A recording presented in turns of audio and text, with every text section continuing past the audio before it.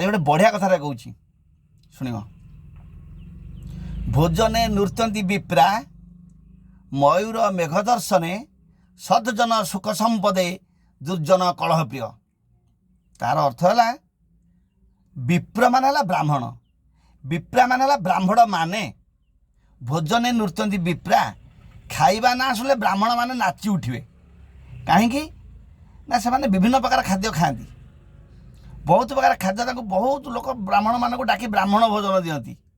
से भावती जे ब्राह्मण को खाइबा को देवा संगे संगे आम ईश्वर को भी खाइबा को देलु। बहुत प्रकार प्रसाद प्रसाद तैयारी कर ब्राह्मण को आनी था देवोपयोगी जिनस।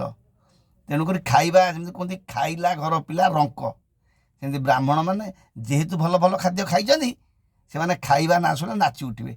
एमती कौन जातिर लोक ब्राह्मण मैंने जहाँ खाई जहाँ खाती एमती कौन जातिर लोक खाई ना। तेणुक खाइला ना शुणे ब्राह्मण नाची उठे। भोजने नृत्यंती विप्रा मयूर मेघ दर्शने कला मेघ देखिले मयूर नाची उठिब नहीं। कला मेघ देखी नाचे मयूर कंठ दिशे तार कि मोहनहर। मयूर जो नाची उठिब तार कंठ सुंदर देखा, तार पुछ मेलेकी नाचिब से मेघ देखिले।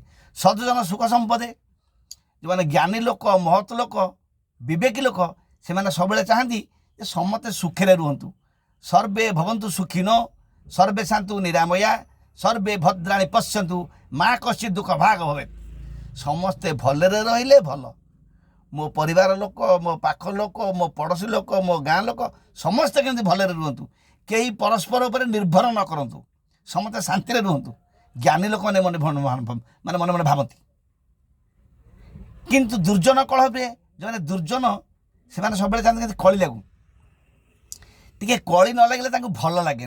पाखे किसी नारद कला थाए किंतु नारद कला भी पाखे न थाए कहले चलो। कहीं नारद सब सत कथा कहती आम सीना भाबा यहाँ कलिया नारद बोले कि ना ये नारद भी नुहे, कारण ये सत के कही पारती सब मिछ कहीकि कली सृष्टि करती।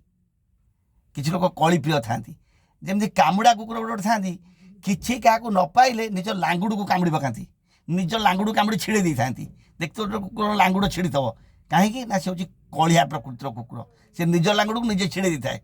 किसी लोग ये था बाहर कली न कले निज घर भी कली सृष्टि करती, निज परिवार में कली सृष्टि करती, निज आत्मीय स्वजन कली सृष्टि करती। कहीं प्रकृति जमी जड़े पिठा मंत्र किए शिखि तार इच्छा नथिले भी पर हांडी देखिले भी तार पिठा मंत्र मन पड़ जाव। निज घरे अथार हांडी बसते भी पिठा मंत्र मन पड़ जाव। जमी से मंत्र शिखी तार देखिले मन पड़ जाए। कलिया लोकंर से प्रकृति। किसी लोक ये प्रकृति था जो कहते बहुत समरा ढाउक देखि केला गोटे ढाउकटे आणिकी रखि पंजुरी भितर। किसी लोक ये लोक भी पालिकी रखिथे, से खूब सुंदर सुंदर कथबार्ता करेंगे, मिसबे गपे हसबे, किंतु तमरी विषय जाए अन्य लोक आगे आलोचना करुवे। जमती ढाउकटी बोबेले समस्त आसी गोटे गोटे ढाउक पड़ती फाँसे, ये सब चेष्टा करुवे केमती निजर परिवार लोक आत्मीय लोक नहीं अन्य पाखे फाँसे पकड़ापी। एभली लोक संसार भी बहुत अच्छा से क्या सुख देखी पारती कि से निजे भी सुख रही पारे। देखुना जो तुम्हें निजे अन्य मानकर अमंगल चिंता करुच तुमर मंगल केमी हम, भगवान तुम शांति देवे ना। एभली लोक संसार किसी अच्छा। महाभारत गीतार भगवान स्वयं श्रीकृष्ण कहते जेतबले निजर परिवार लोक निजर भली अनुभव हे नहीं, पर लोक निजर भली लगे एवं निजर लोक पर भली लगे, से किसी ना कि महाभारत सृष्टि हुए। जमती दुर्योधन को धृतराष्ट्र को कर्ण आ शकुनी निजर भली लगिले, पांडव माने निजर भली लगिलेनी। एमाने किसी लोग शकुनी कला नहीं आसता, शकुनी कला आनी किसी लोग आसता निजर आत्मीय स्वजन मान आगे नष्ट करवा से विषय चिंता करते।